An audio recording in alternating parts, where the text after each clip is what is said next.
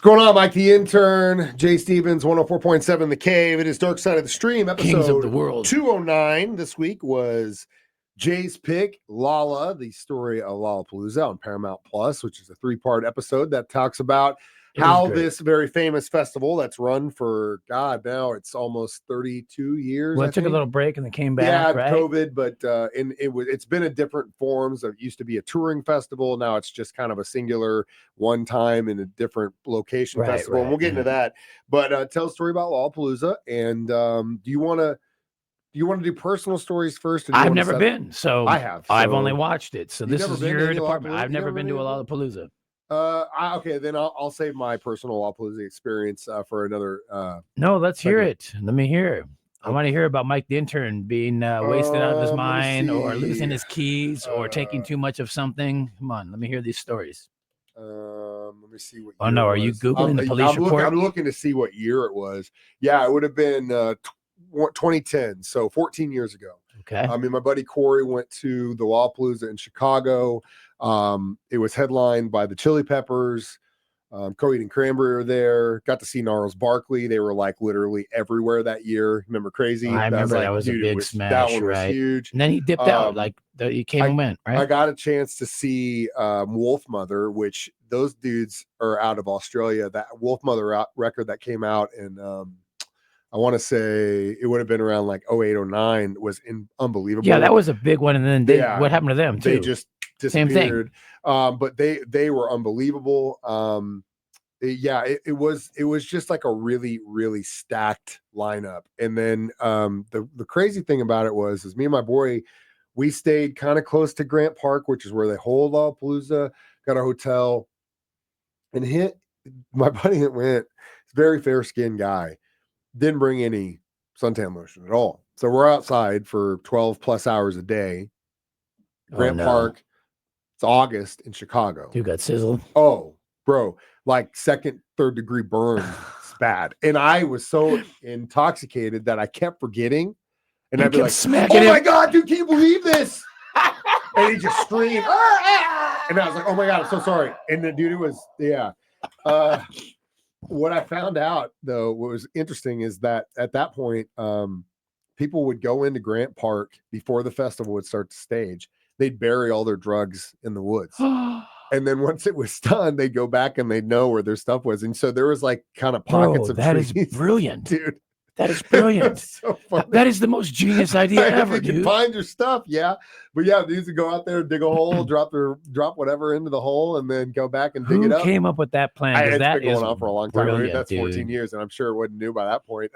We at the time, and you gotta remember, this is pre legalization, so we could still go to prison for smoking weed, and obviously we were, and we were doing the old. We call it the outhouse trick, where you basically go into a porta potty, light one up, leave it on the thing. Your buddy would just follow in, and you just hotbox the porta potty. Probably you got enhancements from the smell of everything coming up too. Yeah, I'm sure the chemicals make it feel nice. Nice blend. Nice blend. On top of that, the only other thing of note that happened, which was crazy, was I want to say during the Raconteurs set, which was Jack White's other band after the White Stripes, which they were incredible that year too. So we're standing there, and we got really close to that show, and we see a bunch of kids. They were gate jumping. I mean, all day. If you could watch the fence, you'd see a dude just pop over with a backpack. Just as soon as he'd hit the ground, security run, he'd just run as fast as he can, get into the crowd, and just get down. You know, change your shirt real quick. Yep. And so we watched a couple dudes do it. And everyone's, like, all right, made it. Yeah, screw the man. And we paid $400 for our pass, but screw that, whatever. So we're standing there, we see everyone goes crazy, and about 10 minutes later, these dudes pop up right in front of us, and they were like, hey, we saw you. And they're like, hey, man, we got a bunch of liquor, and we brought a bunch of stuff in here in our bags, and they open their bags and show us but we really want to drink some beer. And so me and my boy, we were 21. I was like, here you go, I'm done. I just ripped it off, put it, I go, you don't have to give me nothing. You guys earned it. But yeah, it was good. We had a good time, and then it was one of the last festivals I went to, because I just was getting at that point too old to be living out on a Grant Park for 3 days. It's too stinky and too much for me. We're going to get back to the actual documentary we're going to talk about today, Lollapalooza, Dark Side of the Stream on 104.7 The Cave.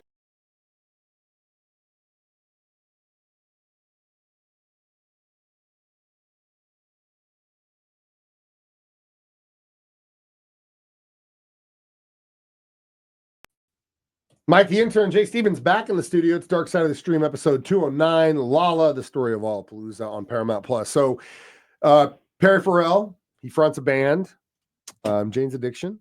And by the late 80s, early 90s, they were still pretty active. But I think they could also see the writing on the wall. And Perry's like, well, he was done, right? He was kind of done with it. He didn't want to do anymore. Yeah. And he's really into the Reading Festival, which was pretty big at the time in Britain. And he goes, we need our own thing here in the United States. But instead of just doing it at a one-off deal, they got smart and they just kind of packaged all of these up-and-coming bands together from different genres.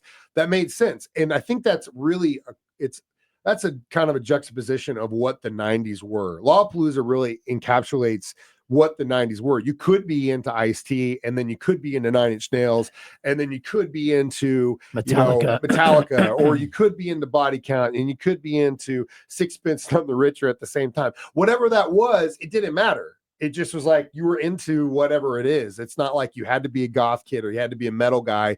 You could like everything. So it was just a melting pot of all bands. Lollapalooza, I think, did a really good job of that, and especially kind of giving it the feel of almost like a carnival kind of thing. Right. They would have, non-musical features. They'd have performers. They'd have like sideshow circus stuff going on. And it seemed like they got real lucky with timing on a couple bands. Yeah. Too. Also, right on the come up. Big boom. Time. Really lucky. Yeah, big time. And again, like there were a lot of bands that kind of got their start or got put on there, and by the time they were done, were just so huge. But then again, there were other bands that said, you know what, we're not going to do it because, well, there was a band that almost did it, but it didn't really work out in the favor. And we'll talk about that next. Dark Side of the Stream continues on 104.7 The Cave.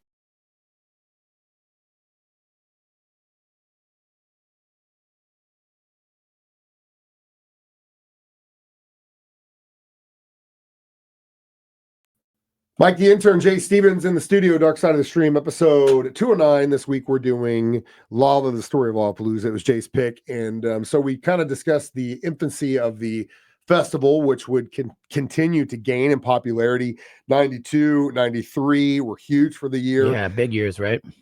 And then eventually they start playing for 94.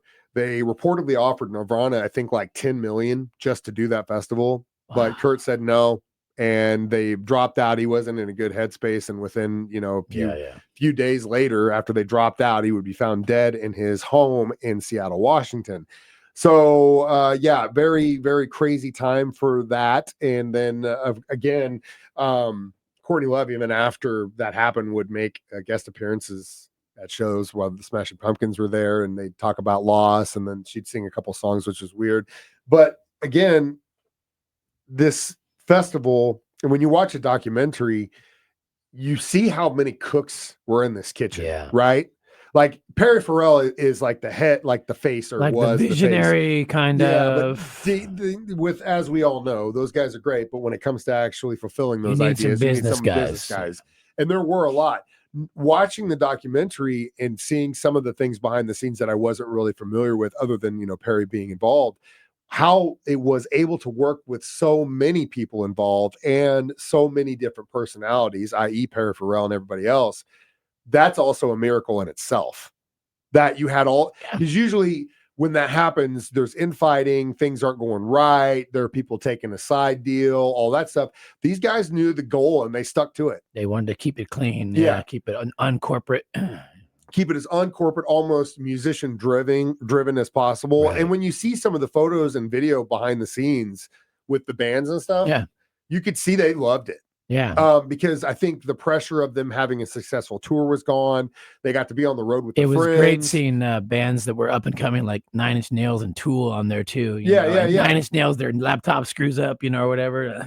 but again, like we said, like you got to remember this stuff that started in 91, and that was really like the first foundation year. So many great records came out that year, but it wasn't like what grunge would become 3 or 4 years later in 94. So you kind of got to see the infancy of some of these bands, like you mentioned, and then kind of watched them grow until they got so big that they weren't going to be doing Lollapalooza anymore, at least in the festival thing. But then, of course, as all things do, it started to change. And eventually they decided in the late 90s to focus on just a one off place, and they moved Lollapalooza to Chicago, and it is held at Grant Park annually. It has been since they decided to do that. They also do one in South America, I believe. Yeah, I think so. Yeah. They've done Europe. I've heard they've done. Gosh, they did an India one, which that would have been wild. It's got to be difficult to tour it. To do it as a touring thing. Very difficult logistically. And that brings me to my next and final question before we talk about our reviews in the next segment, and that is, do you think this is going to survive? Because in the last few years, we've seen a lot of festivals across the country say, you know what, it's not feasible for us to do this anymore. Yeah. The cost of the production, the cost of doing this, it's just too much. And then someone's going to have to eat that. And if they take a festival ticket where it used to cost $600 for 3 days, and now it's going to cost $1,200. Yeah, you're not going to sell any tickets. You're not going to get guys going, man. So is that what do you think the writing on the wall is telling us? It's going to be like a lot of things. It might have to crumble before it comes back again, in a new form. Or change up how they do it. Yeah, it's not a bad. I mean, I say this all the time. These concerts tickets are $600, $800. People are still selling the arenas out. So I don't know who's buying these tickets. I'm not spending $600-800 on a ticket, So you have to stop buying the tickets. If you wanted the price to come down, you got to stop buying tickets, man. Somebody's doing it. There was a recent show with an artist that I had probably seen 3 times. He just put out a record. His tour went from small arenas to now like T-Mobile Center, Scott Trade Center. Yeah. Tickets went up like almost 4 times. Yeah. And again, at that point, I'd seen him for, I think the lowest I ever paid was like $35. Oh, those are the days. Now you're talking about spending almost $300 for the same and that's seat. Still cheap, dude. Yeah. But still, like, that's the thing. It's just like for some people, kids I've never seen them. I hope that sucks. You're going to have to pay that. I know you hate Motley Crue, but those guys from this Vegas thing, they're charging $800 a ticket across the board, pretty much. It's like, dude. And you love those guys. Yeah, but I'm not going to fork over. No, my kid wanted to go see Billie Eilish. I'm like, there's no way I'm paying $800 a ticket for you to go to see Billie Eilish. Sorry. It's not happening. Yeah, it's crazy. It's crazy. But again, like you said, it's going to have to break before we rebuild. Everybody stop buying concert tickets for a little while. Yeah, I don't know how that's for a little while. I don't know how that's going to work itself, but we'll see. Either way, we're going to come back with our reviews next. Dark Side of the Stream on 104.7 The K.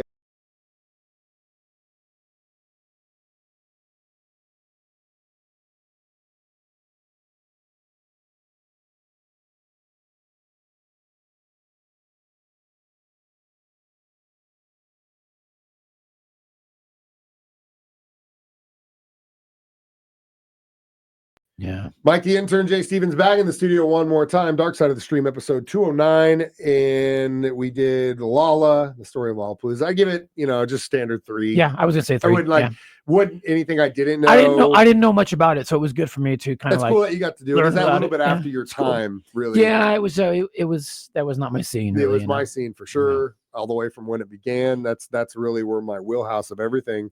And the fact that I think the 90s really taught me to be open to all genres of music. And I have to this day still been like that because, when you were a kid, I was 11, 12 years old when this stuff really started to come out, was so impressionable.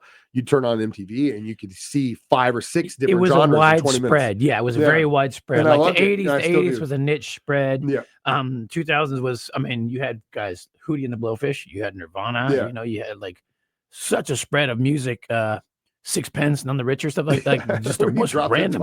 Yeah, right. Neither one of us listen to that band, but again, like that's valid, and I think that's why I am so crazy about different genres of music because that taught me that you don't have to pigeonhole yourself into some form. No. Meanwhile, we're gonna play Pink Floyd and Led Zeppelin for the next hour, guys. Hey, that's what the people want. Either way, 3 on this one. Next week it's my pick, and we're going to do the new documentary on Max. It's called Yacht Rock. You stole my pick.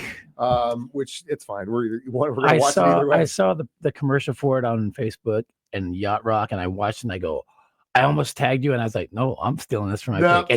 And that's why I didn't say anything. Watch us do this live on 9 a.m. YouTube and Facebook. I play it during my show at that point. You can also listen to it during Jay's show at 6 p.m. or to listen to us do it as a podcast for free on our 104.7 The Cave app. I am Mike the Intern. I am Jay Stevens. We watch movies, so you don't have to. You don't have to. It's Dark Side of the Cave.